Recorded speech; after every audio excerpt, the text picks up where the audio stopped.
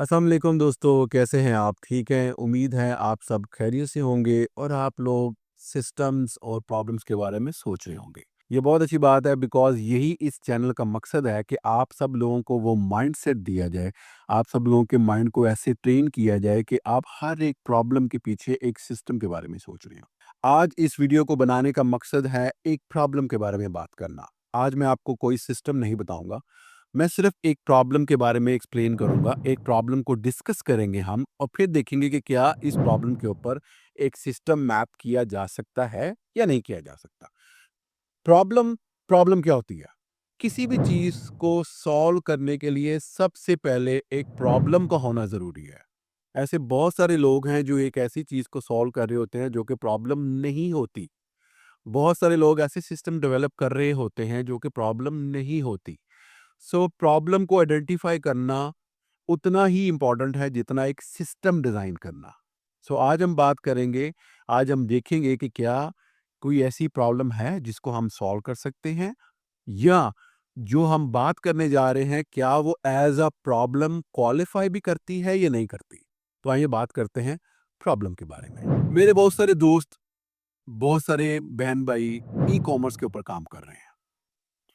अब ई-कॉमर्स में काम करने के 2 तरीके होते हैं।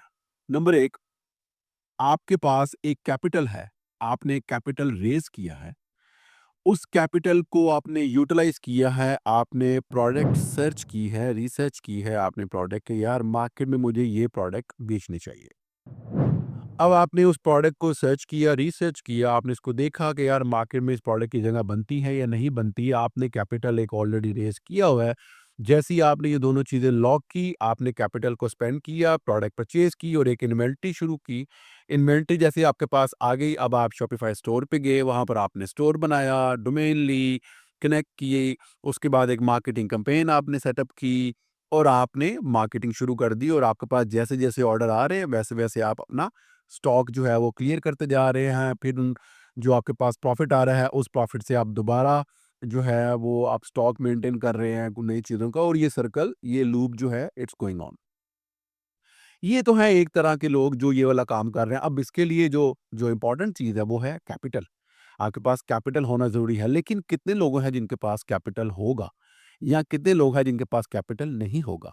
तो इसका इसका मतलब ये है कि जिनके पास कैपिटल नहीं है, वो ई-कॉमर्स की मार्केट में ना उतरे? नहीं, ऐसा नहीं है। कैपिटल इम्पोर्टेंट है, इसमें कोई शक नहीं है, लेकिन ये सिर्फ़ वाहिद चीज़ नहीं है, बिज़नेस को रन करने के लिए। अगर आपके पास कैपिटल नहीं है, तब भी आप ई-कॉमर्स का बिज़नेस कर सकते हैं। अब दूसरी टेक्नीक जो आती है, अगर आपके पास कैपिटल नहीं है, तो वो टेक्नीक क्या आती है? वो टेक्नीक ये आती है कि मेरे बहुत सारे दोस्त ऐसे लोग, मेरे बहुत सारे बहन-भाई, वो क्या करते हैं, वो ड्रॉप शिपिंग की तरफ जाते हैं। अब ड्रॉप शिपिंग बेसिकली क्या है? ड्रॉप शिपिंग ये है कि फॉर एग्ज़ाम्पल मेरे पास एक प्रोडक्ट है,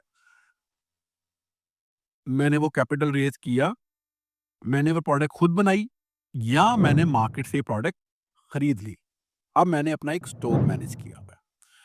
अब उस स्टॉक को मैं भी बेच रहा हूँ और मैं चाहता हूँ कि यार मेरे साथ 10-12 लोग और भी जुड़ जाएँ, वो भी इस स्टॉक को बेचें, कमीशन बेस पे। अब क्या होगा कि मैं उस प्रोडक्ट को लेके जाऊँगा एक ऐसी वेबसाइट के ऊपर जहाँ पर ड्रॉप शिपिंग अलाउड है। जैसे मरकज़ हो गया, जैसे पाकिस्तान ड्रॉप शिपर हो गया, जैसे पाकिस्तान ड्रॉप शिपिंग हो गया, इस तरह पाकिस्तान की बहुत सारी कंपनीज़ हैं जो ड्रॉप शिपिंग को अलाउ कर रही हैं आपके पास या वो आपको ऐसा प्लेटफ़ॉर्म देती हैं, जहाँ पर जाके आप ड्रॉप शिपिंग कर सकें। सो मैंने वो चीज़ उठाई और मैंने मरकज़ पे डाल दी। अब मरकज़ पे बहुत सारे लोग बैठे हुए हैं जो चीज़ों को रीसेल करते हैं या ड्रॉप शिप करते हैं। सो ड्रॉपशिप में क्या किया कि लेट्स से कि मैंने वो चीज़ बनाई थी, मुझे वो चीज़ पड़ी ₹700 की, मैंने मरकज़ पे जाके या किसी दूसरी ड्रॉपशिपिंग वेबसाइट पे जाके मैंने वो लगा दी कि भई मैं ₹1000 की ये चीज़ सेल करूँगा। अब वहाँ से किसी बंदे ने वो चीज़ उठाई और वो अपने स्टोर पे रख के बेच रहा है कि यार मैं इसको 1200 या 1500 में बेचूँगा, तो बीच में मुझे भी प्रॉफ़िट हो रहा है, उस बंदे के प्रॉफ़िट हो रहा है, रेशियो अलग-अलग हो सकती है। मेबी मैंने अपना प्रॉफ़िट बहुत ज़्यादा रखा है, जिसकी वजह से मैंने चीज़ एक्सपेंसिव कर दी। उस बंदे ने वही चीज़ बेची है लेकिन अपना प्रॉफ़िट कम रखा है। मैंने अपना प्रॉफ़िट कम रखा और चीज़ रख दी क्या कहते हैं ड्रॉप शिपिंग के ऊपर। उस बंदे ने वही चीज़ पकड़ी और अपना मार्जिन ज़्यादा रख के रख दी। यानी कि इस तरह की इक्वेशन चलती रहती है मार्केट के अंदर। लेकिन कहने का मकसद ये है कि मैंने एक चीज़ उठाई और मैंने ड्रॉप शिप किया। ड्रॉप शिपिंग पे रख दी। मेरे पास जब मैंने अपनी एक इन्वेंट्री, अपना एक स्टॉक बना लिया था, तो मेरे पास वहाँ पर भी 2 ऑप्शन थे। पहले ऑप्शन था कि मैं खुद उसको कर लूँ, दूसरा ऑप्शन ये था कि मैं खुद उसको ना करूँ और मैं उसको ड्रॉप शिपिंग पे रख दूँ, ठीक है? अगर मैं खुद करता तो मुझे ईमेल कैंपेन, मुझे मार्केटिंग कैंपेन बहुत कुछ करना पड़ना था और मेरे पास इतना टाइम नहीं है, तो मैंने उठाया उसको ड्रॉप शिपिंग पे रख दिया कि भाई जो इसको लेगा वो ले ले, अल्लाह खैर सल्ला।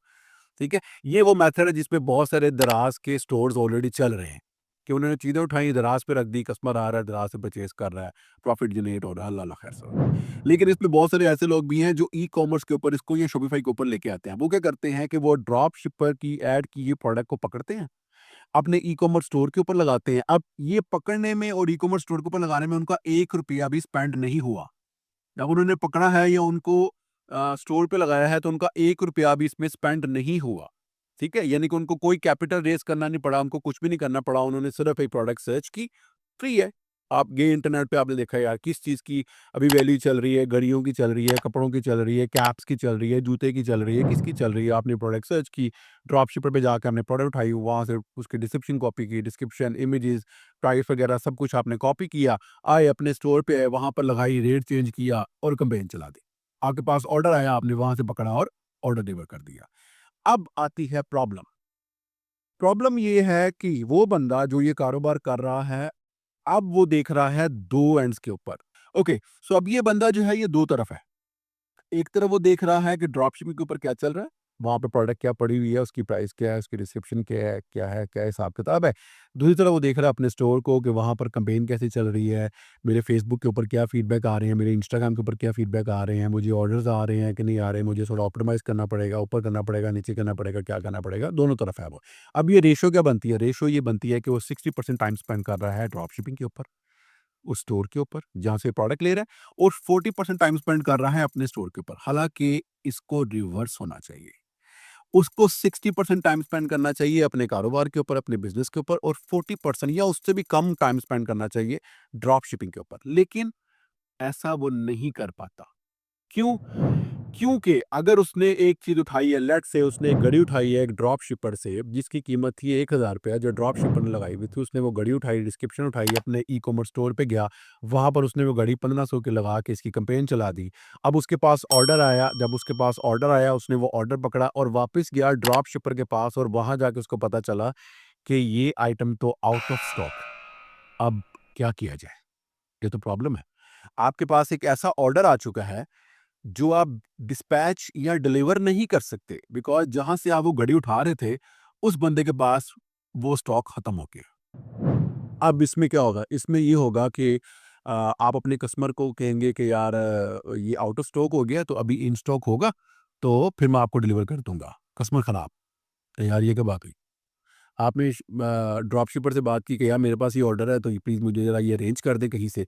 उसने कहा यार ये लॉट का माल था, ये बल्क में आया था तो अब ये दोबारा कब आता है मुझे कुछ कन्फर्म नहीं है तो मैं आपको कुछ भी कमिट नहीं कर सकता कि ये कब आएगा, कब नहीं आएगा। मैंने तो आउट ऑफ स्टॉक लगा दिया था।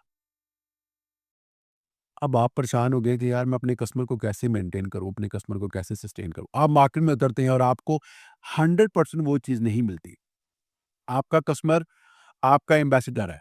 आपका कस्टमर आपका ब्रांड एम्बेसडर है, आपका ब्रांड प्रेज़ेंटर है। आपने उसको मिसहैंडल किया, आपने उसको ऑर्डर डिलीवर नहीं किया, वो 10 बंदों में जाके बताएगा कि यार उस कंपनी से या उस वेबसाइट से शॉपिंग ना करना, वो चीज़ डिलीवर नहीं करते। प्रॉब्लम, आपने कारोबार शुरू किया, मसले आना शुरू हो गए। इस प्रॉब्लम को कैसे सॉल्व किया जाए? ताकि आपका फ़ोकस रहे आपके कारोबार के ऊपर और कोई और हो या एक सिस्टम हो जिसके पास ये रिस्पॉन्सिबिलिटी हो कि वो ख्याल रखे कि ड्रॉप शिपिंग या जहाँ से आप प्रोडक्ट उठा रहे हैं वहाँ पर क्या चल रहा है। सो ये प्रॉब्लम जिसको अभी आप खुद मैनेज कर रहे हैं दोनों तरफ देखकर और इस केस में आप अपने बिजनेस को स्टेक पे रखा हुआ है, आप फोकस करें अपने बिजनेस के ऊपर और एक सिस्टम इस जगह पर आएगा जो कि ये देखेगा कि आपके ड्रॉप शिपिंग के ऊपर क्या चल रहा है। सो ये एक प्रॉब्लम है और इसका एक लिए एक सिस्टम रिक्वायर्ड है। सो वो सिस्टम मैं ला रहा हूँ एक वीडियो के ज़रिए आप लोगों के पास। प्रॉब्लम मैंने आपको एक्सप्लेन कर दी है। अगर आप में से किसी के पास ऑलरेडी एक सॉल्यूशन है या आप लोगों ने ऑलरेडी एक सॉल्यूशन बनाया हुआ है या क्रिएट किया हुआ है या आपने एक प्रोसेस क्रिएट किया हुआ है इस प्रॉब्लम को सॉल्व करने के लिए, तो अपने अपने कमेंट्स से मुझे ज़रूर बताएँ कि हम लोगों ने ये सिस्टम इस तरीके से या हम इस प्रॉब्लम को इस तरीके से सॉल्व किया हुआ है। बिकॉज़ जैसे मैंने पहले कहा कि इस चैनल का मकसद ये है कि हम लोग बैठ के एक प्रॉब्लम को आइडेंटिफाई करें और बैठ के डिस्कस करें कि इस प्रॉब्लम को सॉल्व कैसे किया जा सकता है। मुझे इंतज़ार रहेगा आप सबके कमेंट्स का। हम एक्सप्लेन करेंगे नेक्स्ट वीडियो में कि वो सिस्टम कैसे काम करता है। उसमें बहुत सारी चीज़ें प्लस भी हो सकती हैं, बहुत सारी चीज़ें माइनस भी हो सकती हैं। तो हम बात करेंगे कि हम उस प्रॉब्लम को कैसे सॉल्व कर सकते हैं। मैं ला रहा हूँ आपके लिए एक सिस्टम जो सॉल्व करेगा इस प्रॉब्लम को। लेकिन हम इकट्ठे बैठ के उस सिस्टम को रिव्यू करेंगे।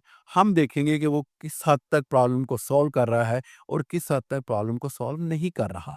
जो इश्यूज़ वो सॉल्व नहीं कर रहा, क्या हमें उन इश्यूज़ को सॉल्व करने की ज़रूरत है या नहीं?